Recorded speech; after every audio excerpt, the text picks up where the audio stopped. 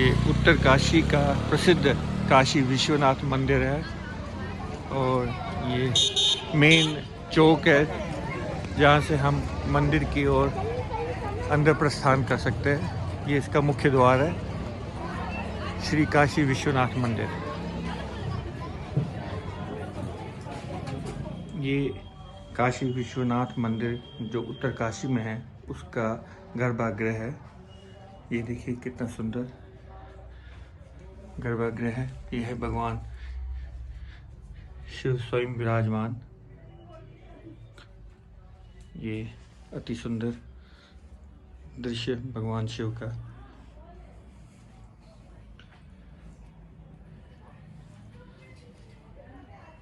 माता पार्वती और श्री गणेश जी यहाँ विराजमान है। पंडित जी यहाँ पे है। पंडित जी, आप इस मंदिर की विशेषता के बारे में बताइए।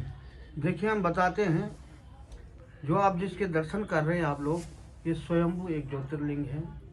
इन्हीं के नाम से इस नगरी का नाम उत्तरकाशी है। बाबा इसे विश्वनाथ बाबा जी कहते हैं। ये दो जगह विराजमान है। पूर्व में पूर्व काशी में जो बनारस जो बाबा विश्वनाथ जी हैं और उत्तरकाशी में जो बाबा विश्वनाथ हैं, इन दोनों का महात्म एक ही बताया है।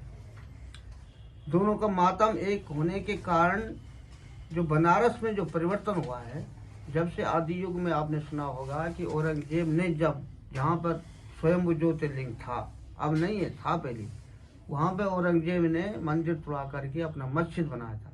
तो मंदिर तो टूट गया, जो ज्योतिर्लिंग था वहाँ पे उसने मस्जिद बना दी। और जो बाबा जो विश्वनाथ स्वयं थे वो कहाँ जाएंगे, वो तो स्वयंभू है, वो बनाया तो किसने? वो बाबा विश्वनाथ उस दिन से स्वयं उत्तरकाशी में आए, जिसे उत्तरकाशी कहते हैं। ये उत्तरकाशी 80 वर्ण और मध्य संकाशी, 80 वर्ण के मध्य में जो नगरी होती है उसे काशी कहते हैं। काशी में विश्वनाथ विराज। अब काशी तो थी पहली, अब यहाँ वो बाबा विश्वनाथ विराजे। कौन? जो बनारस वाले बाबा थे, वो यहाँ युग में आए। कहा है कि बाबा जी ने कहा है कि जब कलयुग को प्राप्त होगा तो मेरा निवास उत्तर काशी में होगा। जो सौम्य काशी होगी, मोमुच काशी होगी, और जो योग सिद्धि देने वाली होगी वो काशी जो है उत्तर काशी की होगी। पूरे भारतवर्ष में आपको पता ही है कि 12 ज्योतिर्लिंग होते हैं, और 12 ज्योतिर्लिंगों में से जो पूरा उत्तरकाशी, जो उत्तरकाशी में जो सौम्य ज्योतिर्लिंग है, ये मीन बताया गया है। क्यों बताया गया है? कि जब बनारस में परिवर्तन हुआ आता है कि जहाँ पर ज्योतिर्लिंग था वहाँ एक ज्योतिर्लिंग चले, मतलब वो यहाँ आ गए तो कितने रहे? 11 रहे।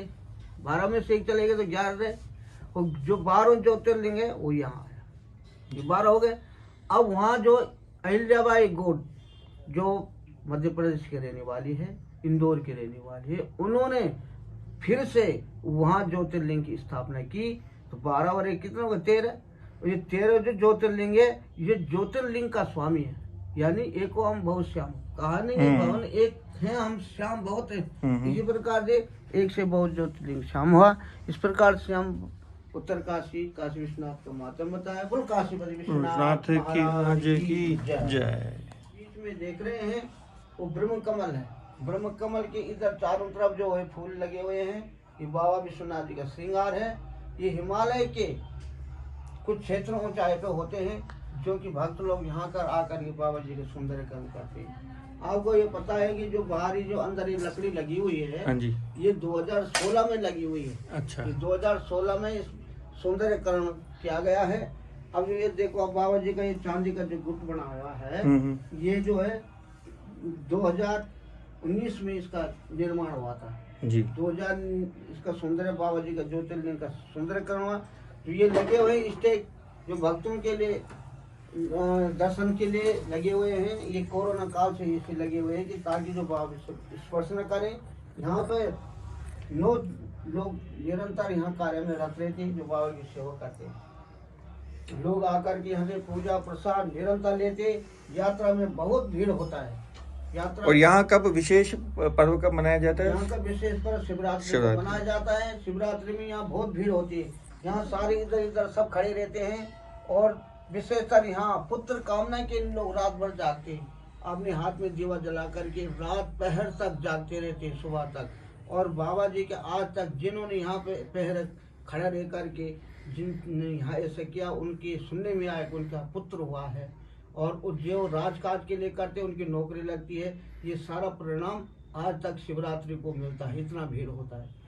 रात्रि जागना है तो यहाँ पर रात्रि पहर पर कथा होती है, बाबा शिवरात्रि का महात्म सुना दिया जाता है, भजन कीर्तन होता है। इधर किधर जितने भी शिव यात्रा प्रारंभ होता है, झांकी चलती है, जिनमें शिव पार्वती गणेश कार्तिकेय भगवान शिव जी के अनेक गणों द्वारा सारा उत्तरकाशी सज दिया जाता है। पहाड़ में बैल के ऊपर सवारी, नंदी के ऊपर सवारी, बाबा विश्वनाथ की मूर्ति, सारे बाजार में मार्केट में घूम करके फिर अपने शिवालय में आकर के उनका नृत्य गान से स्वागत किया जाता है।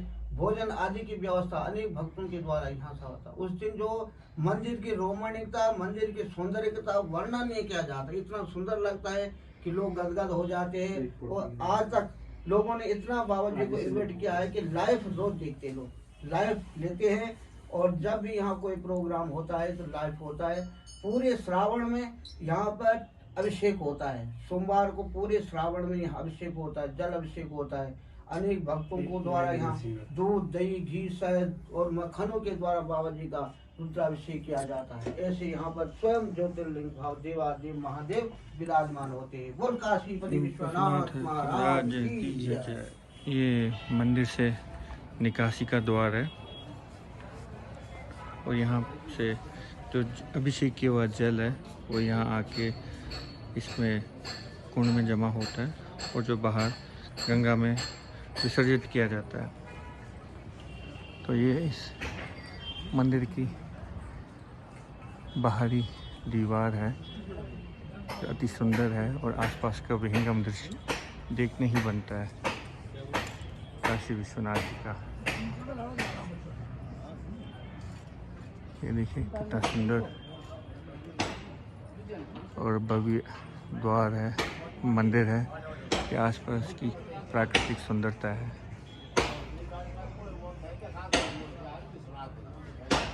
यहाँ पे पूजा अर्चना की जा रही है निरंतर रूप से।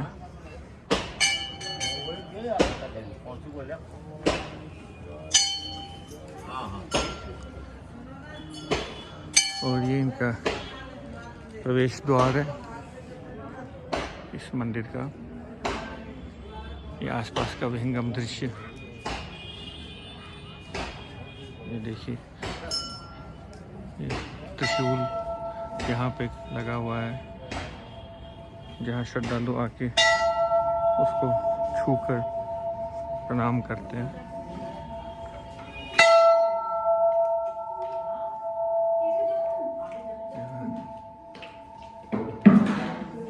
ये देखिए,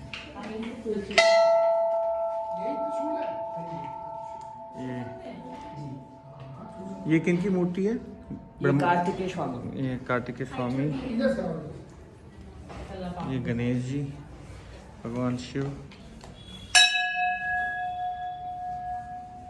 और ये इस त्रिशूल की क्या महिमा है? देखिए, जिस स्तंभ को आप देख रहे हैं, जिस त्रिशूल को आप देख रहे हैं ना, तो इसका पौराणिक नाम है माँ शक्ति। पौराणिक मीन्स जिसका वर्णन पुराणों में बताया गया हो। तो इसका वर्णन स्कंद पुराण के केदार खंड में बताया गया है, जो स्वयं वेद व्यास जी द्वारा लिखा गया है। बताया गया है जब देवासुर संग्राम हुआ था, देवताओं राक्षसों का आपस में युद्ध हुआ था, तो ये त्रिशूल देवताओं द्वारा निर्मित किया गया, देवताओं द्वारा बनाया गया, जो कि किस धातु का है इसका कोई वैज्ञानिक प्रमाण नहीं है। वैज्ञानिक द्वारा इस पे रिसर्च की गई कि ये कितना गहरा है, किस धातु का है, इसका कोई वैज्ञानिक प्रमाण नहीं बता पाई वो। मतलब नीचे और है? हाँ, पाताल तक समाई हो सकती है, पाताल तक गया है इसका मूल भाग। ये फरसा लगा हुआ है आगे। हाँ, ये माता जी का त्रिशूल है देवासुर संग्राम से, जो इसका मूल हिस्सा है ना। तो जब देवासुर संग्राम हुआ, माँ शक्ति ने इससे महिषासुर, वाणासुर आदि राक्षसों का वध किया। तब यह वध करने के बाद यह स्वर्ग से गिरकर भूलोक में और पाताल में समा गया। पाताल में समा गया तो ये स्वयं श्री शेषनाग जी के सर पर स्थापित है। शेषनाग जी के सर पर खड़ा यह त्रिशूल। इसके बारे में स्कंद पुराण में वेद व्यास जी द्वारा इसकी विशेषता बताई गई। अगर आप इसको रिंग फिंगर अनामिका से स्पर्श करते हो श्रद्धा पूर्वक, तो यह आपको हृदय दिखाई देगी, क्योंकि ये देव शक्ति है, देवताओं द्वारा निर्मित है। अगर ये मानव निर्मित है, ये ठोस हो चुका है, अगर ये मानव द्वारा बनाया गया है, तो इसको अगर आप इस पे पूरा बल भी लगा दोगे ये नहीं हिलेगा, क्योंकि ये मानव निर्मित है। लेकिन देव शक्ति होने के कारण यहाँ एक फिंगर से आपकी हिल जाता है, क्योंकि देव द्वारा है। और जो आप नीचे कलश रूपी देख रहे हैं ना, आज से 13वीं शताब्दी में गणेश नामक राजा ने बनाया था।